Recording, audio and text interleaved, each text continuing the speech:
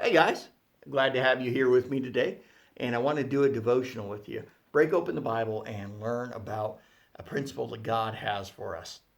Now, we're going to be summarizing a good chunk of the book of Esther today. So that's in the Old Testament, and it's a short book. It's a great read, and I just want to encourage you to dig into it sometime.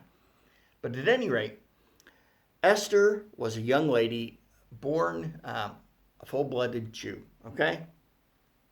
And she was a beautiful young lady, and she was raised by a cousin named Mordecai because her parents had died when she was young. And so Mordecai is a man of wisdom, a man of God, and he just takes up the financial and the responsibilities of taking care of Esther and raising her up like a good little Jewish girl. So, at any rate, they live in the Persian Empire, okay? In the capital itself. And the king had just gotten rid of his queen. And he wanted a new one. He ends up choosing Esther, okay? So, anyway, the king had an advisor, okay? This advisor's name is Haman, okay? Haman hates, and I mean hates the Jews. And honestly, probably the biggest reason he hates the Jews is because Mordecai. Mordecai would not bow before Haman, so Haman took that as an insult and decided he was going to do what he could to get rid of the Jewish people. It wasn't enough just to get revenge on Mordecai himself. No, he's got to do it to his whole people, okay?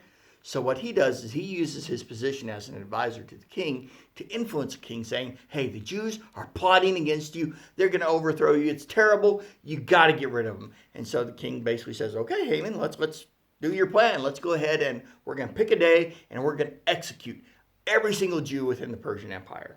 Okay? That was the plan. And so Mordecai finds out about it. All right? And what he does is he sends a messenger and gets Esther involved. Okay, so let's go ahead and read this. Esther chapter 4, starting in verse 10. And Hathach here is this messenger. So he's the go-between between Esther and Mordecai. That's Hathach. So then Esther told Hathach to go back and relay this message to Mordecai. All the king's officials and even the people in the provinces know that anyone who appears before the king in his inner court without being invited is doomed to die unless the king holds out his gold scepter. And the king has not called for me to come to him for 30 days. So Hathach, the messenger, gave Esther's message to Mordecai.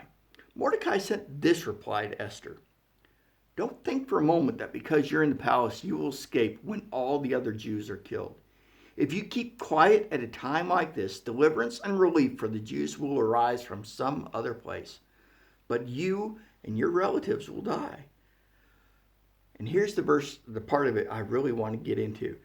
Mordecai asks this question. He says, who knows if perhaps you were made queen for just such a time as this? Long story short, Esther does go to the king, tells him the truth, and Haman's plot is spoiled. Okay? And Haman gets executed, and Mordecai gets promoted to the advisor position. Basically, happily ever after. But here's what I really wanted to focus in on. This idea that Esther had been born for a time like this. That she had been put in a position for a time like this. And I want to say it's the same thing for you and for me. Guys, God knew what was coming for our times. Okay? He knew every single thing that was going to be happening politically, in your family, in your community, everything. He knew it all, and he picked you to be born where you were and to handle the circumstances that you're in. And to me, that's a great comfort because with God, we can get through these things. We can not only get through them, we can bring blessing upon God's people with it. So that's what I want to encourage you to do. Don't be discouraged because of the times we live in. Be encouraged because God chose you to live in them. Okay? That's what I had for you guys. And I hope you take it to heart. I love you. See you next time.